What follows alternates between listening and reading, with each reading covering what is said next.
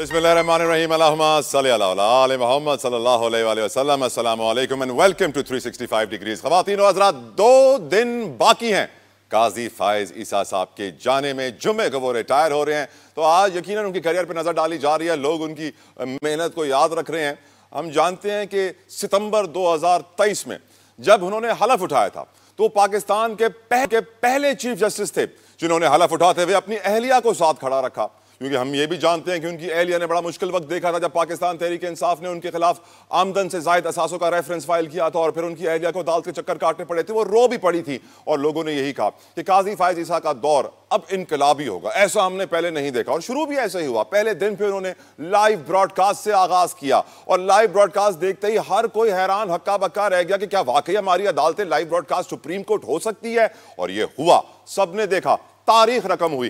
Credit जाना चाहिए काजी फायज ईसा साहब को। उन्होंने पहला केस जो उठाया प्रैक्टिस एंड प्रोसीजर का, उसी के अंदर अपने इख्तियारात 2 रुकनी बेंच को दे दिए, 2 सीनियर जजेस के साथ सुओ मोटो की ताकत शेयर कर दी और कोई एतराज भी नहीं किया कि मैं अपनी ताकत दूसरे जजों को दे रहा हूं, मेरा इख्तियार था अब नहीं रहेगा। उफ तक नहीं की। लोगों ने बड़ा अप्रिशिएट किया। लेकिन एट द सेम टाइम अदालत के अंदर जो कार्रवाई होती थी, जिस तरीके से वकील दलाइल देते थे, जिस तरीके से मौजूद जज हजरात उनको टोकते थे, उनसे सवाल पूछते थे, काफी सारे लोगों ने उसके ऊपर तनकीद भी की कि ये हमारी अदालतों में क्या हो रहा है। हमने तो सोचा भी नहीं था कि अदालतों में ऐसा हो सकता है। ऐसा भी होता है। तो अदालतों का चेहरा एक तरीके से निजाम अदल का अवाम के सामने रखने वाले, बेनकाब करने वाले ऑनरेबल काजी फायज ईसा साहब है। ये क्रेडिट उनको जाना चाहिए और यकीनन अगर कोई उनको क्रेडिट ना दे तो कुछ वजूहात उसके पीछे होती हैं। हम ये भी जानते हैं कि काजी फायज ईसा ने बहुत ऐसे इंपॉर्टेंट केसेस सुने जो तारीख में कोई नहीं सुनना चाहता था। भुट्टो रेफरेंस कब से पड़ा हुआ था? 2012 से कोई सुन नहीं रहा था। लेकिन काजी फायज ईसा साहब ने आके वो रेफरेंस उठाया, फैसला दिया, अनफेयर ट्रायल था।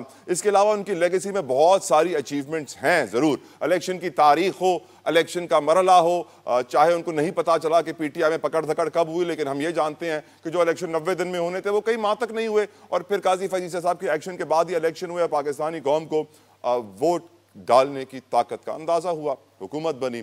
और हम ये भी देख रहे हैं कि जाते जाते भी काजी फायज ईसा साहब ने जो लेटर लिखा, इख्तिलाफी नोट लिखा, वो भी तारीख साज है।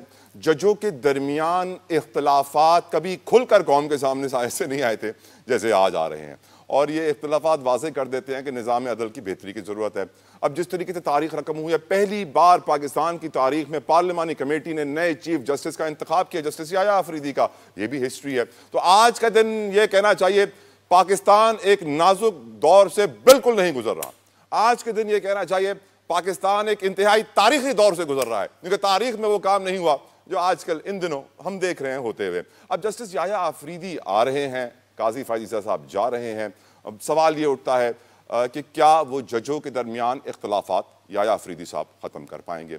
क्या अवाम और अदलिया के दरमियान जो फासले हैं वो जस्टिस याया अफरीदी ख़त्म कर पाएंगे? क्या निज़ाम अदल में जो 25, 26, 27 लाख केसेस पेंडिंग पड़े हैं वो 26वीं आईनी तरमीम के बाद, आईनी बेंच बनने के बाद ख़त्म हो पाएंगे? क्या अदल का निज़ाम बेहतर होगा? आवाम को रिलीफ मिलेगा? क्या काजी फायज ईसा साहब को अच्छे अल्फाज में याद किया जाएगा या बुरे अल्फाज में याद किया जाएगा? क्या काजी फायज ईसा साहब का टेन्योर ख़त्म होने के बाद लोग जस्टिस मुनीर को भूल जाएंगे? क्योंकि ये बात पीटीआई के बैरिस्टर गौहर साहब ने फ्लोर ऑफ द हाउस पे कही थी। और आज तो ये भी खबरें हैं कि आईनी बेंचेस बनने के बाद मुल्क के 40% केसेस आईनी बेंचों को चले जाएंगे और लोगों को जल्दी इंसाफ मिलेगा। जबकि हकीकत ये भी है कि पिछले चंद दिनों से बहुत सारे केसेस मुलतवी हो गए हैं इसी वजह से, क्योंकि वो जज साहब यही कहते हैं कि आईनी बेंच बनेगा, हम तो सुन नहीं सकते हैं, इसलिए इस केस को हम मुलतवी कर देते हैं। पाकिस्तान जिस दौर से गुजर रहा है वो तारीखी है, हम जानते हैं। माहौलियाती तब्दीलियों से लेकर मुआशी, सियासी, मुआशरती मसाइल में हम घिरे पड़े हैं और अब ज़रूरत है चोर के हाथ काटे जाएं, ज्यादती करने वाले को सरेआम फांसी दी जाए।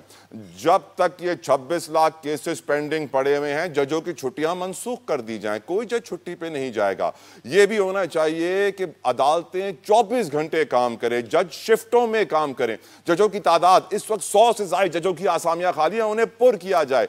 निज़ाम अदल में बेहतरी लानी है तो नीचे से शुरू करना होगा। अगर ऊपर से शुरू करेंगे और आईनी बेंचों की बात करेंगे और city court, district court, session court को भूल जाएंगे कि वहां पे लोग किस तरह धक्के खाते हैं, तो लोग यही कहेंगे कि सियासतदान अपने लिए तो आईनी तरमीम ले आए हैं अपनी कुर्सी बचाने के लिए, वजीर आज़म कोई घर ना भेज सके, लेकिन अवाम के घर को बचाने के लिए कोई तरमीम नहीं आई है। खैर, एक ब्रेक लेते हैं। ब्रेक के बाद मेरे साथ कमाल पैनल मौजूद, डिस्कशन करेंगे, यही सवाल उठाएंगे क्या है लेगेसी काजी फायज ईसा साहब की और क्या जस्टिस याया अफरीदी आने के बाद अदलिया जो इख्तिलाफात हैं उन्हें संभाल पाएंगे।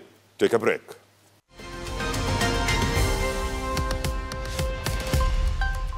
Welcome back to 365 degrees. Discussion का आगाज करेंगे। यकीनन बहुत अहम सवाल हैं जो मैंने आम लोगों से पूछने हैं। मेरे साथ इस वक्त मौजूद हैं, किसी तारुफ के मोहताज नहीं है, माहिर कानून है, लीगल फ्रेटर्निटी से आपका ताल्लुक है, हारून रशीद साहब। Thank you so very much for your precious time.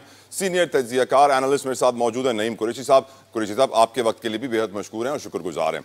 हारून रशीद साहब, पहला सवाल जो मैं आपसे पूछना चाहता हूँ, आपकी नजर में काजी फाइज ईसा साहब के आखिरी 2 दिन हैं, वो जा रहे हैं और तारीख साज चीफ जस्टिस रहे हैं, वो इस बात पे तो कोई शक व शुबा नहीं। कैसी लेगेसी अपने पीछे वो छोड़ के जा रहे हैं हारून साहब? जी जी, नहीं, मेरा ख्याल है कि ये जो अमेंडमेंट थी ना, ये बहुत जरूरी थी। ओके। उसकी वजह ये है कि मेन पर्पस है कोर्ट्स का कि पब्लिक लिटिगेशन की डिस्पोजल हो। देखिए, पहले पिछले 7,000 पेंडेंसी थी सुप्रीम कोर्ट में, अब 1 लाख से बढ़ गई है। तो उस तरह से देखा जाए तो काजी फाइज ईसा साहब को टाइम भी बड़ा कम मिल रहा है। हम तो ये भी चाहते थे काजी फाइज ईसा साहब और 3 साल रहे, ताकि ये सुप्रीम कोर्ट के हिसाब से उस पॉलिटिकल पार्टी न बने। ये जो सुप्रीम कोर्ट खुद पॉलिटिकल पार्टी बनी हुई थी, तो जजेस अगर पॉलिटिकल इंटरेस्ट लेना शुरू कर दें और एक ही पार्टी को करना शुरू कर दें तो बाकी मुल्क में ये तो फिर अफरा तफरी होनी ही है। तो इसलिए जब वो जजेस होते हैं उनको न्यूट्रल होना चाहिए, उनके सेंटीमेंट ये नहीं होने चाहिए कि वो किसी पार्टी से उनका तल्लक है। तो जब आपने देखा है माजी में जो भी इलेक्शन पिटिशनें आती थी या जो भी पीटीआई के मामला थे, वो फौरन लग जाते थे और वही सुने जाते थे। पब्लिक लिटिगेशन को तो ना जजेस का इंटरेस्ट था ना अदरवाइज कोई था। तो जो रिक्वायरमेंट है कॉन्स्टिट्यूशन की कि सुप्रीम कोर्ट फैसले करे, आइन के मुताबिक करे, कानून के मुताबिक करे, और जिस तरह 8 जजेस ये मंसूर शाह के सुपरविजन में जो ऑर्डर दिया है, तो आप ये बताएं, कोई भी कानूनदान हो, मुझे बस ये बता दें कि सुप्रीम कोर्ट ने ये ऑर्डर किया है जी कि जो पिटीशन उनके पास नहीं है, जो पिटीशनर नहीं है, पिटीशनर कोई और है, लिटिगेशन कुछ और है, और वो कहते हैं जी कि पीटीआई को सीटें भी दें और पॉलिटिकल पार्टी है और रहेगी और बल्ला भी है, और वो बल्ला भी बाद में खत्म हो गया सुप्रीम कोर्ट से। मैं ये कहता हूँ कि इन लोगों को इस तरह के ये हालात जो आज बने हुए हैं पाकिस्तान में, ये सिर्फ सुप्रीम जुडिशरी की वजह से बने हुए हैं। देखे ना, इन्होंने जनरलों को प्रेसिडेंट बनाया और यूनिफॉर्म में बनाया। कहाँ पे कॉन्स्टिट्यूशन में लिखा हुआ था? यूब खान बना, यहिया बना, जियाउल हक बना, परवेज मुशर्रफ बना, तो ये वर्दी में उसे कहते थे कि तुम अब सब कुछ हो, तुमने जो किया है वो बिल्कुल ठीक। ये कहते लिखा हुआ है कॉन्स्टिट्यूशन में। हारून साहब, if I would rephrase my question, साहब, किन अल्फाज में आप काजी फाइज ईसा साहब को याद करेंगे? काजी साहब ने बहुत अच्छा किरदार किया जी। मुझे एक बात बता दें, जो काजी साहब ने गलत वो किसी अपने इंटरेस्ट की बात की हो या नेशनल इंटरेस्ट की बात न की हो, उन्होंने अपने सुप्रीम कोर्ट को या इस तरह चलाया जो आइन कहता है।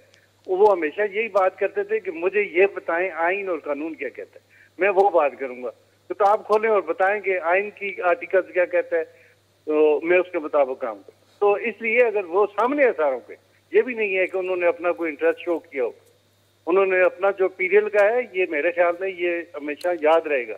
याद पहले वालों को भी है, वो किसी और सेंस में याद है। ये जो होगा, ये भी लीगल कम्युनिटी में इसे ऑनेस्टली देखा जाएगा।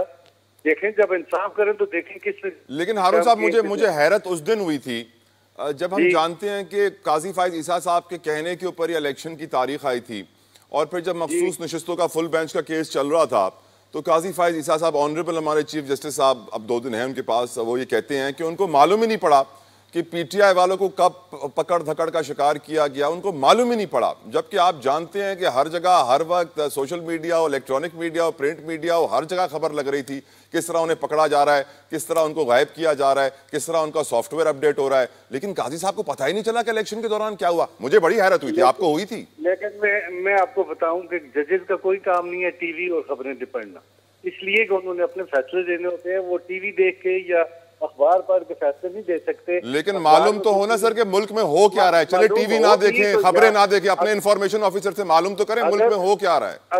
अगर काजी साहब ने नहीं किया तो उनके सामने कोई पिटीशन चली जाती है, हाई कोर्ट में पिटीशन चली जाती कि ये लोग इस तरह पकड़े जाते हैं।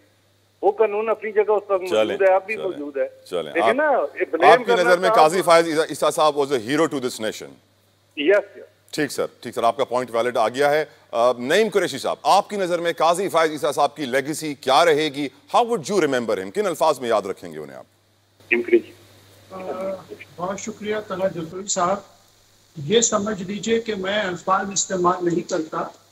हारून रशीद साहब ने जिन ख्यालात से ध्यान फरमाया है, मेरे ख्यालात उसके बिल्कुल गलत है, माजरत के साथ। क्यों? मुझे ऐसा लगता है कि तारीख में काजी फायज ईसा साहब का नाम जो है वो जस्टिस मुनीर से भी ज्यादा जो है वो बुरा समझा जाएगा।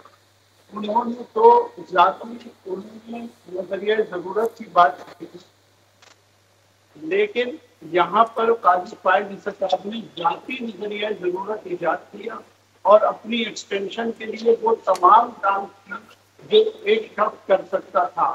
आपने बड़ा वैलिड नुकता उठाया कि 8 फरवरी के इंतखाबात के दौरान में जो कुछ इस मुल्क में हुआ, और देखिए हारून रशीद साहब ने ये कहा कि जज का काम नहीं है कि वो टीवी देखे या अखबार पढ़े, लेकिन यही जस्टिस काजी फायज ईसा साहब जो है अपनी खुली अदालत में मुस्तकिल सहाफियों पर तनकीद करते रहे, यहाँ तक हमें बताते रहे कि यूट्यूबर जो है वो थंबनेल कैसा लगाते हैं। और ये कितनी बड़ी बदकिस्मती की बात है कि 24 करोड़ अवाम को पता है कि तरमीम हो रही है और किस तरह हो रही है, और काजी साहब ने भरी अदालत में ये कहा कि मुझे तो पता ही नहीं कि 26वीं तरमीम हुई है।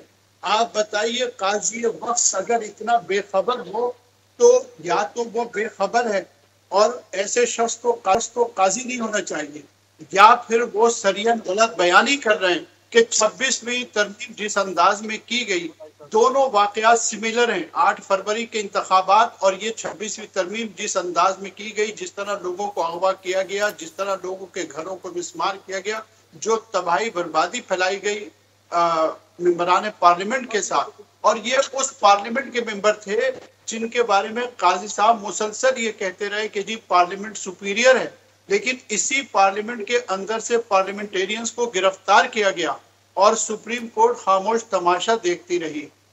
यानी काजी साहब जो है, आप अंदाजा लगाइए कि अपने बिरादर जजेस का लफ्ज इस्तेमाल करते हैं। हम बार बार अदालतों में ये लफ्ज इस्तेमाल होता है, खुद जजेस अपने साथी जज को मुखातिब करते हुए बिरादर जज का लफ्ज इस्तेमाल करते हैं, लेकिन आप देखिए कि अपने इख्तलाफी नोट में वो जातियात पे उतर आते हैं। जस्टिस मंसूर अली शाह के खिलाफ जो कुछ भी उन्होंने अपने इख्तलाफी नोट में कहा है कल, आप खुद सोचिए कि क्या किसी जज को ये जेब देता। जस्टिस मुनी पहले ही कह चुके हैं कि चीफ जस्टिस ने उनके खिलाफ स्मीयर कैंपेन चलाई थी, उनको बदनाम करने के लिए कैंपेन चलाई थी जो खत लिखा था। एग्जैक्टली ऐसा ही है। और आप ये देखिए कि जो वो कहते हैं, बार बार कहते हैं कि जी नजरसानी नहीं लगी 12 जुलाई के फैसले की, लेकिन 13 जनवरी के बदले की फैसले की नजरसानी उन्होंने कब लगाई है? अभी 4 दिन पहले जो है वो नजरसानी लगी। 1 साल गुजर गया, पीटीआई मुसलसल कहती रही लेकिन नजरसानी नहीं लगी। बहरहाल देखिए, बात यह है कि ये तो हालात और वाकयात बताएंगे, लेकिन पाकिस्तान में जितनी ह्यूमन राइट्स की खिलाफ वर्जी काजी फायज ईसा साहब के जमाने में हुई, इतनी कभी पाकिस्तान की तारीख में नहीं हुई। 8 फरवरी का इंतखाब भी याद रखा जाएगा और 26वीं तरमीम भी याद रखी जाएगी और पार्लियामेंटेरियंस की गिरफ्तारी भी याद रखी जाएगी कि ये सब कुछ काजी फायज ईसा साहब के दौर में हुआ, और जिस चीज को उन्होंने एड्रेस करना चाहा उसको एड्रेस किया, और जिसको एड्रेस करना नहीं चाहा उसको बिल्कुल भी नहीं चाहा। सहाफियों जब दिल चाहा कहा मुझे मालूम नहीं है, और जब दिल चाहा उन्होंने भरी अदालत में सहाफियों को पॉइंट आउट किया। उन्होंने एक खातून सहाफी की तरफ इशारा करके पूछा कि इसके चैनल ने इसे निकाला नहीं निकाला। इस हद तक वो पर्सनलाइज होने के आदी हैं, एक मामूली सहाफी को भी वो नहीं छोड़ने को तैयार होते। लिहाजा उनके दौर के बारे में मैं बस यही कहूंगा कि जस्टिस मुनीर को नजरिया जरूरत के तहत याद किया जाएगा और जस्टिस काजी फायज ईसा को जाती नजरिया जरूरत के तहत याद किया जाए। तैयब बलोच साहब हमारे साथ मौजूद हैं। Welcome to the show Tayyab, thank you for your time, जज़ाकल्लाह। तैयब, आपकी नज़र में, क्योंकि आप एक सीनियर तरीन कोर्ट रिपोर्टर में शुमार होता है, आपने बड़ा वक्त दिया है अदालती कार्रवाई को, उस पर खबरें बनाई हैं, उस पर रिपोर्टिंग की है, आपकी नज़र में काजी फायज ईसा साहब की लेगेसी क्या होगी? किन अल्फाज में आप उन्हें याद रखें? देखिए तला साहब, नजरें तो दो है। ठीक, अगर पॉपुलिस्ट अप्रोच को देखें तो आपको काजी फैज ईसा जो है वो एक ऐसे जज नजर आएंगे कि आप कहेंगे कि वो शायद जज के क्राइटेरिया पे पूरा नहीं उतरते। लेकिन अगर आप एक कॉन्स्टिट्यूशनलिस्ट की नजर से देखेंगे तो आपको चीफ जस्टिस काजी फैज ईसा एक ऐसे जज नजर आएंगे कि जिसकी पाकिस्तान की अदालती नज़ीर में बहुत ही कम तारीख मिलती है। मैं जस्टिस दुराब पटेल के बाद अगर किसी को सही तौर पे सुप्रीम कोर्ट का जज समझता हूं तो वो है जस्टिस काजी फैज ईसा। और ये जस्टिस पटेल कौन से दौर में थे? ये जस्टिस पटेल कौन से दौर में थे तैयब? जस्टिस दुराब पटेल वो थे कि जिन्होंने सिंध हाई कोर्ट के चीफ जस्टिस थे, फिर सुप्रीम कोर्ट में लाए गए और उन्होंने जियाउल हक यानी कि शहीद जियाउल हक के दौर में शहीद जुल्फकार अली भुट्टो का के केस के अंदर बाकायदा तौर के ऊपर उन्होंने एक फैसला दिया था। और उन्होंने मुखालफत की थी उस टाइम जो पॉपुलिस्ट अप्रोच के मुताबिक शहीद जुल्फकार अली भुट्टो को सजाए मौत दी गई थी। यानी 70 की दिहाई के बाद अब ऐसा जज आया आप कह रहे हैं? बिल्कुल ऐसा जज आया है। और इसके साथ साथ देखें कि अगर पाकिस्तान पीपल्स पार्टी के चेयरमैन बिलावल भुट्टो जरदारी ने हैदराबाद जलसे के अंदर खड़े होकर क्या कहा, उन्होंने कहा कि उन्होंने चीफ जस्टिस काजी फैज ईसा को ऐसा जज माना कि जो आइन पसंद जज है, जो जमहूरियत पसंद जज है, जो पार्लिमान की बालादस्ती की बात करता है। और बकौल बिलावल भुट्टो जरदारी भी कि चीफ जस्टिस काजी फैज ईसा जैसे जज जो है वो सुप्रीम कोर्ट में हमें नहीं मिलते। और इसके साथ साथ अगर सबसे अहम बात जो हम देखें कि वो चीफ जस्टिस काजी फैज ईसा ने जो है वो भुट्टो शहीद का रेफरेंस यानी भुट्टो शहीद को इंसाफ दिया, जिसको इंसाफ देने से कई चीफ जस्टिस जो है वो खौफ में थे कि हम कैसे जो है भुट्टो शहीद को इंसाफ दे।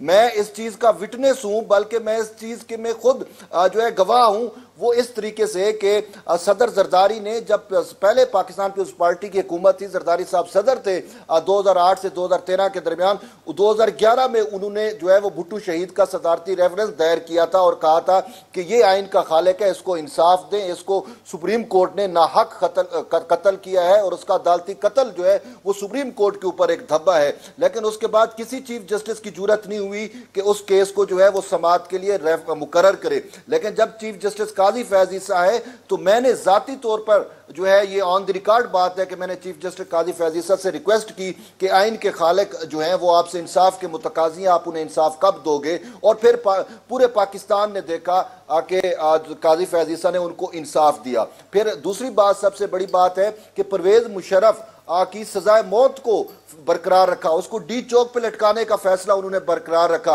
अगर यूं हम चीफ जस्टिस काजी फैज ईसा को देखें तो फिर ये सबसे बड़ी बात कि उन्होंने मास्टर ऑफ रोस्टर का कंसेप्ट खत्म किया और उन्होंने अपने इख्तियारात जो है वो सुप्रीम कोर्ट को दिए। बयान नहीं जिस तरीके से आसिफ अली जरदारी ने अपने इख्तियारात पार्लिमान को दिए थे, इसी तरीके से काजी फैज ईसा ने अपने बतौर चीफ जस्टिस इख्तियार जो है वो सुप्रीम कोर्ट के 2 सीनियर जजेस में तकसीम कर दिए थे। तो इस तरीके की वजह से हमें सुप्रीम कोर्ट में ऐसा कोई जज नजर नहीं आता जो चीफ जस्टिस के क्राइटेरिया काजी फैज ईसा तक जो है वो मैच भी कर जाए। हाँ, पॉपुलिस्ट अप्रोच के साथ देखेंगे तो आपको काजी फैज ईसा जो है वो अच्छा नहीं लगेगा। एक कॉन्स्टिट्यूशनलिस्ट की नजर से देखेंगे तो काजी फैज ईसा जैसा जज जो है, आप वो कहते हैं ना चिरागे रुखे जेबा लेकर भी ढूंढो शायद मुश्किल मिले। अब सवाल तो यही बनता है तैयब साहब, आपकी सारी बातें सुनने के बाद, कि क्या जस्टिस याया आफरीदी इस लेगेसी को आगे बढ़ा पाएंगे? क्या वो निज़ाम अदल में जो इस वक्त रवायत काजी फैज ईसा साहब ने कायम की है, क्या जस्टिस याया आफरीदी उसको कंटिन्यू कर पाएंगे?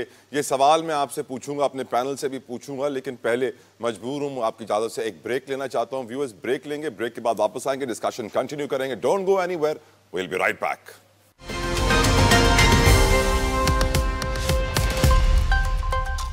Welcome back viewers. प्रोग्राम के पहले हिस्से में हमने बातें की हैं जाने वाले चीफ जस्टिस की, अब बातें करेंगे हम आने वाले चीफ जस्टिस की। हारून रशीद साहब, आपकी नजर में जस्टिस याया आफरीदी क्या काजी फैज ईसा साहब की लेगेसी को आगे बढ़ाएंगे? क्या वो नई तारीख रकम करेंगे, या वो आपकी नजर में इन्हीं शूज को फिल कर लें तो बड़ी बात होगी? देखिए जी, लेगेसी की बात नहीं है, बात यह है कि अगर पार्लियामेंट ने ये आइन में अमेंडमेंट की है तो ये पार्लियामेंट का इख्तियार है। करेक्ट। हम जितने भी सुप्रीम कोर्ट के जजेस साहिबान में हैं वो सारे कॉम्पिटेंट होते हैं। सारे सिर्फ ये काजी साहब ने होता है- अपने इख्तिलाफी नोट में ये नहीं लिखा है, वो कह रहे कॉम्पिटेंट नहीं है, वो तो अपनी अदालत बनाते हैं, गैर कानूनी काम करते हैं, अपना ही आइन बना नहीं, लेते हैं। मैं यही कहता हूँ ना कि कॉम्पिटेंट होने के बावजूद फैसले ऐसे करेंगे जिससे ये जाहिर हो कि ये इनकम्पिटेंट है। तो फैसले आइन के मुताबिक और कानून के मुताबिक करेंगे तो पता चलेगा कि ये इन्होंने फैसले सही किए हैं। तो इनकम्पिटेंसी, खुद कॉम्पिटेंट होते हुए बंदा इनकम्पिटेंसी वाले आर्डर पे पास करेगा तो ये सिचुएशन होगी। अब जो ये तो पार्लियामान का इख्तियार था, जो उन्होंने अमेंडमेंट की, जो उन्होंने जिस तरह या अफरीदी साहब को उन्होंने एलिवेट कर दिया as a chief justice supreme court. चलिए मैं हारून साहब, मैं एक सवाल आपसे थोड़ा सा चेंज करना चाहता हूँ। आपकी नजर में जो अवाम और अदलिया के दरमियान बढ़ते हुए फासले हैं, स्पेशली हमने देखा सोशल मीडिया की वजह से या आप कह लें पीटीआई की वजह से, जो कुछ हो रहा है काजी फाइज ईसा साहब की रेपुटेशन के लिए और लोग उनके बारे में जो राय रखते हैं, क्या आपको लगता है वो फासले जस्टिस याया आफरीदी कम कर पाएंगे, लोगों का एतमाद अदालतों पर बहाल कर पाएंगे इस आईनी तरमीम के बाद? देखिए ना, अब उनको वो जो अगर चीफ जस्टिस सुप्रीम कोर्ट बने हैं तो उन्होंने पब्लिक लिटिगेशन की तरफ करनी है। उनका अब तलक वो इलेक्शन से नहीं है, कोई कॉन्स्टिट्यूशन पिटीशन से नहीं है, वो लता बन गया है। अब चूंकि अपना याया अफरीदी साहब ने जनरल केसेस देखने हैं, उनको सुपरवाइज करना है और उन पे फैसले करने हैं। अब उनका तलक चूंकि नहीं है तो लिहाजा अगर जनरल पब्लिक को रिलीफ देंगे, उनके केसेस सुने जाएंगे, 1 लाख की पेंडेंसी को खत्म करेंगे, तो मेरा ख्याल में यही उनका क्रेडिट होगा। तो बाकी जो कॉन्स्टिट्यूशन पिटीशंस हैं वो इलादा बेंच सुनेगा, जो बनेगा भी। वैसे नहीं, हारून साहब एक रिपोर्ट ये भी आई हुई है कि 40% केसेस मुल्क भर में तकरीबन 20 लाख के करीब अब आईनी बेंचों में चले जाएंगे और फिर बड़ा फायदा होगा लोगों को, जो आम लोग हैं उनको इंसाफ जल्दी मिलेगा। लेकिन 40% केसेस जाएंगे, क्योंकि शोएब शाहीन साहब ये कहते रहते हैं और भी लीगल टीम पीटीआई की ये कहती रहती है कि सुप्रीम कोर्ट में सिर्फ 176 आईनी केसेस हैं, जबकि टोटल जो पेंडेंसी है वो 65,000 से बढ़ चुकी है। सर जी, अगर पेंडेंसी आपके मुताबिक अगर इतनी है तो पहले जो बेंच बैठते थे एक पिटीशन पे 10-10 दिन 15-15 दिन लगा देते थे। अब इतना काम होता नहीं है जितना वो टाइम लगाते थे। देखे ना, एक पिटीशन है आइन के मुताबिक 1 घंटे की बहस होती है, 2 घंटे की या 1 दिन की होती है। आप उस पर 10 दिन सुनते रहे तो ये चीज जो है ये खत्म होनी चाहिए। जजों को भी मीडिया पे नहीं आना चाहिए कि हम ये फैसला सुन रहे हैं और ये कर रहे हैं।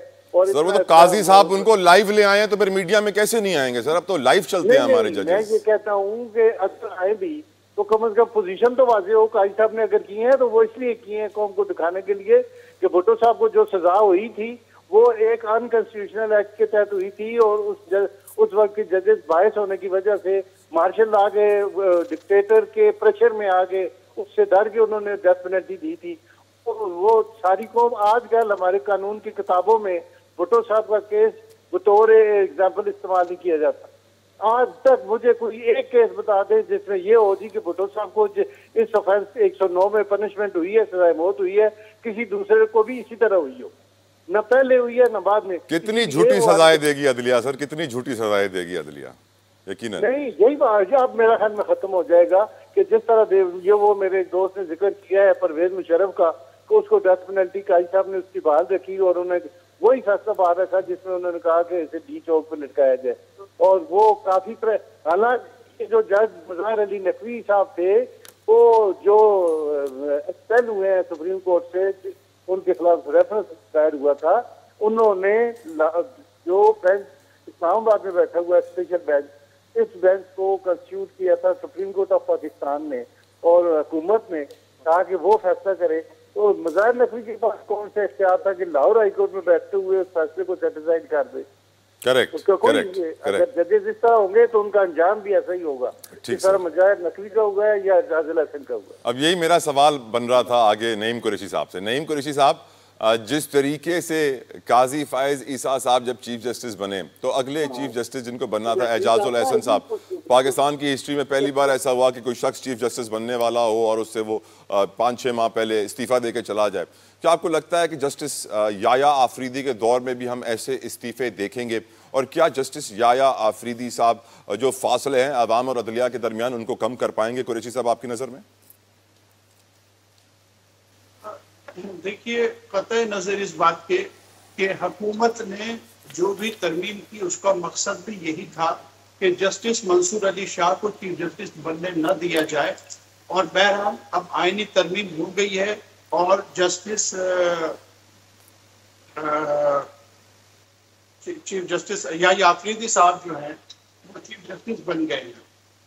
देखिए बहरहाल ये ताल्लुक जो है कम से कम खत्म हो जाएगा कि पीटीआई या उसके हामी या हमदर्द जो कहते हैं कि काजी फाइज साहब जो है वो पीटीआई के खास मुबज़ रखते थे और तमाम फैसले उनके खिलाफ करते थे, तो कम से कम ये बात तयशुदा है कि याहिया आफरीदी साहब का माजी देखते हुए वो हमेशा से एक इंडिपेंडेंट जज समझे जाते हैं।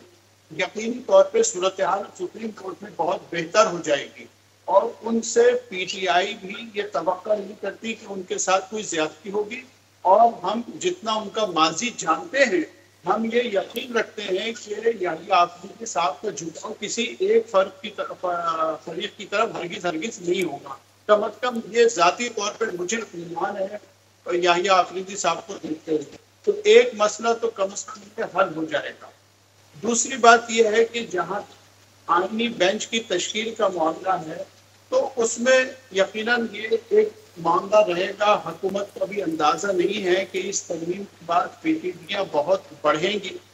दूसरी बात यह है कि देखिए डिस्प्यूट करने के लिए तो 100 में से एक आदमी भी काफी होता है, लेकिन अक्सरियत का कहना यह है, जो माहिरीन हैं कानून के, जैसे हारून साहब भी यहाँ तशरीफ फरमाए, कानूनी माहिरीन में 90% की ये राय है कि इन तरामीम से आवाम को बराह रास्त कोई फायदा हासिल नहीं है। और इसी तरमीम की बात नहीं कर रहा, तमाम तरामीम के बारे में जिस तरह कहा जा रहा था कि ये आवाम के लिए, लेकिन जब ये तरामीम सामने आ गई हैं तो आज हर शख्स इस बात से इत्तेफाक करता है कि आम आदमी को इसका कोई फायदा नहीं है।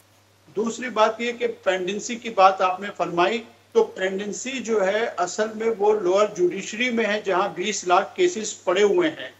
65,000 केसेस सुप्रीम कोर्ट में थे, लेकिन असल में अवाम को तो जो फायदा हासिल होता अगर लोअर जुडिशरी के लिए कुछ किया जाता। मैंने सोशल मीडिया पे देखा है, लेकिन इसलिए मैं इसको यकीनी खत्मी खबर नहीं कह रहा, लेकिन कम से कम सोशल मीडिया पे ये चल रहा है कि सुप्रीम कोर्ट में केस फाइल करने की फीस 50,000 से 10 लाख रुपए कर दी गई।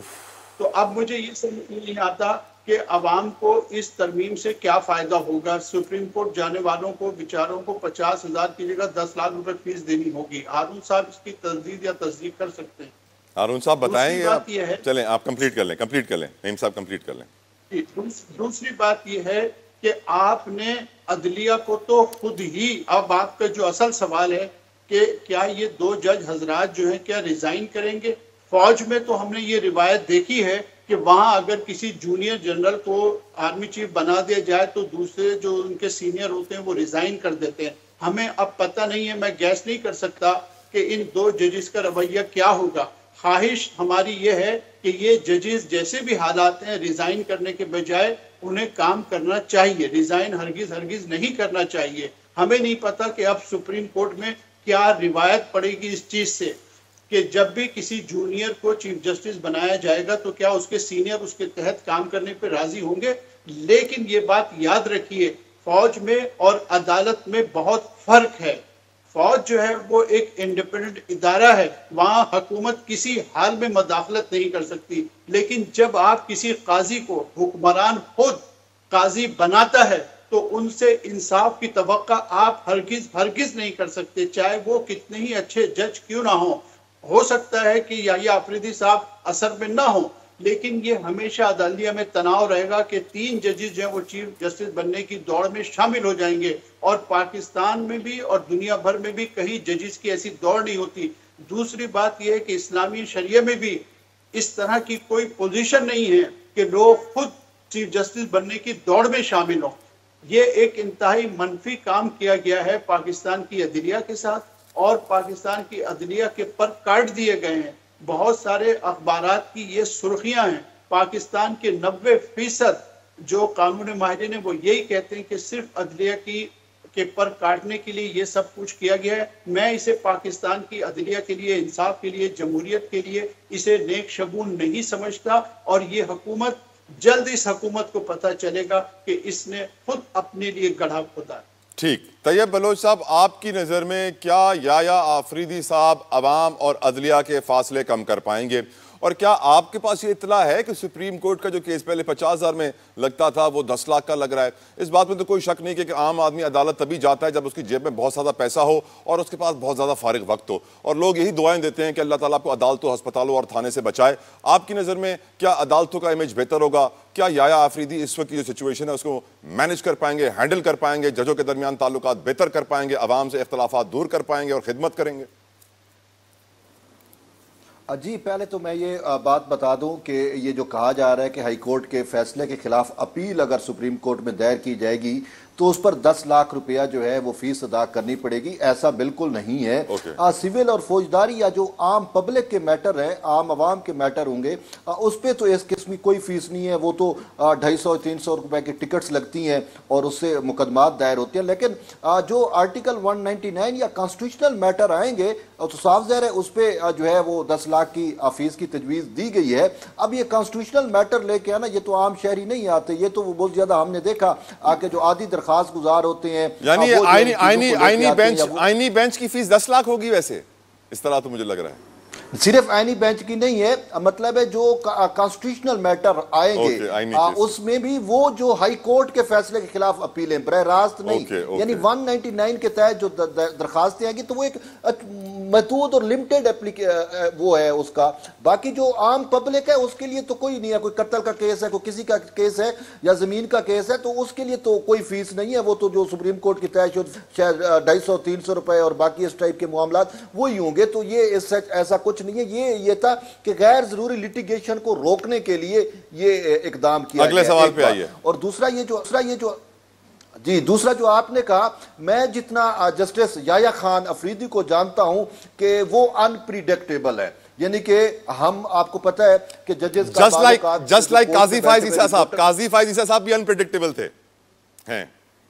वो बिल्कुल वो अनप्रिडिक्टेबल थे, लेकिन उससे हमें ये पता चल जाता था कि वो एक कॉन्स्टिट्यूशनलिस्ट थे और कॉन्स्टिट्यूशन की लाइन लेते थे, तो हमें पता चल जाता था कि वो आइन और कानून के मुताबिक ये फैसला देंगे।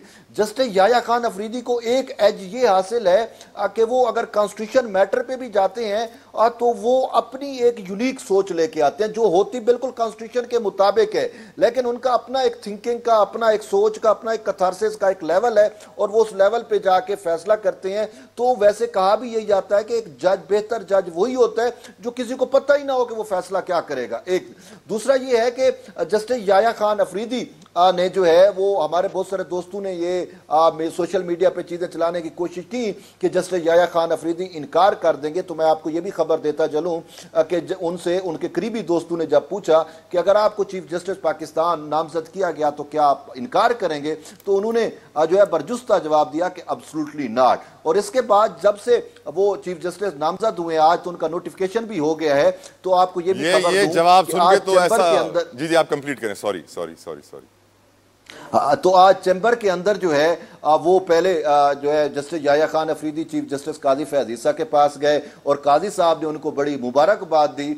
और फिर उसके बाद जो है वो जस्टिस याया खान अफरीदी जस्टिस मंसूर अली शाह के भी चैम्बर में गए, जहां पे उनको मंसूर अली शाह साहब ने भी जो है वो मुबारकबाद दी है। तो इस वजह से वो जो तसुर था या देने की कोशिश शायद वो इनकार करें, वो ऐसा नहीं है। और दूसरा मैं आपको बताऊं कि जस्टिस याया खान अफरीदी की अगर हम ओवरऑल लिगेसी देखते हैं जो वो है तो वो भी कॉन्स्टिट्यूशन को मुकद्दम जानते हैं और कोई इस्तीफे नहीं आएंगे। मंसूर अली शाह साहब इस्तीफा नहीं देंगे। देखिए मंसूर, अब इसमें बड़ी इंटरेस्टिंग बात है। मैं अगर आपको बताऊं कि ये जो 3 जजेस के पैनल वाली बात है ना, ये पार्लिमान ने बेसिकली जस्टिस मंसूर अली शाह फार्मूले का ही इतलाक किया है सुप्रीम कोर्ट में। जस्टिस मंसूर अली शाह ने हाई कोर्ट के लिए ये तजवीज़ दी थी जुडिशल कमीशन के अंदर कि जो है वो चीफ जस्टिस जब अपॉइंट हो तो 3 सीनियर जजेस का पैनल हो, उसमें से कोई एक जज जो है जो मेरिट पे उतर रहा हो उसको लगाया जाए। और इसी तरीके से जो जस्टिस आलिया नीलम की तकर्री हुई लाहौर हाई कोर्ट में, वो भी इसी पैनल के थ्रू हुई, और chief justice Sindh high court की भी तकर्री भी इसी पैनल के थ्रू हुई। लेकिन अगरचे वो सीनियर मोस्ट जज को ही वहां पे चीफ जस्टिस लगाया गया, तो अब जस्टिस मंसूर, वो कहते हैं ना कि सयाद खुद ही अपने दाम में आ गया, तो जस्टिस मंसूर अली शाह ने जो हाई कोर्ट्स के लिए तजवीज दी थी, तो पार्लिमान ने उठा के वही तजवीज जो है सुप्रीम कोर्ट के लिए ही रख दी। और मैं आपको मजे की बात बताना चाहूंगा कि जब जस्टिस मंसूर अली शाह ने यह तजवीज दी और जस्टिस गालिबन आलिया नीलम को तैनात किया जाना था, वो एक जूनियर थी, तो उसको सीनियर मोस्ट जज से प्रेफरेंस देके उनको chief justice Lahore high court लगाया जा रहा था। तो उस time justice Yahya Khan Afridi judicial commission का हिस्सा थे, तो उन्होंने बड़ी एक मजे की बात की। उनका यह कहना था कि जो है वो चीफ जस्टिस नहीं बन सकता, उसको जज रहने का भी हक नहीं है। तो अब आप उसको देख सकते हैं कि जस्टिस मंसूर अली शाह और जस्टिस मुनीब अख्तर दोनों चीफ जस्टिस नहीं बन सकते, लेकिन जस्टिस, मैंने कोट किया जस्टिस याया खान अफरीदी की उस बात को, तो अब ये डिपेंड तो जस्टिस मंसूर अली शाह और जस्टिस याया खान अफरीदी पे है कि वो अपना मुस्तकबिल का फैसला क्या करते हैं। आया उनके ऊपर किसी किस्म का कोई दबाव नहीं होगा, लेकिन एक बात तो है कि जस्टिस मंसूर अली शाह तो सीनियर हैं, और इवन के एचिसन कॉलेज में दोनों जो है वो क्लास फेलो, मतलब अपर क्लास में थे मंसूर अली शाह, और उसके नीचे जो है वो जस्टिस याया खान अफरीदी थे। लेकिन जस्टिस मुनीब अख्तर तो जस्टिस याया खान अफरीदी से जूनियर है ओवरऑल, कि वो तो जूनियर जज को देखे। मजे की बात बताऊं कि जस्टिस याया खान अफरीदी की साकिब निसार ने 2018 में हक तलफी की, बारी थी खैबर पख्तूनख्वा से जस्टिस याया खान अफरीदी को सुप्रीम कोर्ट में लाने की, लेकिन जस्टिस साकिब निसार ने सिंध हाई कोर्ट से जूनियर चौथे नंबर पे जो जूनियर जज था, और अनफॉर्चुनेटली वो एक लाहौरी जज है जो सिंध के कोटे पर सिंध हाई कोर्ट में इंडक्ट हुआ था, उसको सुप्रीम कोर्ट में लेके जस्टिस याया खान अफरीदी की उन्होंने जो है वो हक तलफी की। लेकिन शायद कुदरत की करनी ये थी कि जिसने हक तलफी की और जिसकी वजह से हुई, वो दोनों साइड पे हो गए, और जस्टिस याया खान अफरीदी अब चीफ जस्टिस ऑफ पाकिस्तान। बहुत बहुत शुक्रिया तैयब बलोच साहब, नईम कुरैशी साहब अपने सारे मेहमानों का बेहद मशकूर शुक्रगुजार। जो बात तैयब ने हमें बताई कि ऑनरेबल जस्टिस याया अफरीदी का खुद ये कहना था कि जो शख्स चीफ जस्टिस नहीं बन सकता वो जज बनने के लायक भी नहीं। काजी साहब का इख्तलाफी नोट भी बता देता है कि वो 8 जज गैर कानूनी काम कर रहे हैं, अपनी अदालत लगा रहे हैं, अपना आइन बना रहे हैं, तो यकीनन वो भी जज बनने के लायक नहीं। अब सोचने की जरूरत है हमारे निज़ाम अदल में कौन जज बनने के लायक है, कौन नहीं। मुझे इजाज़त दीजिए, अंटिल नेक्स्ट टाइम, अल्लाह हाफिज़।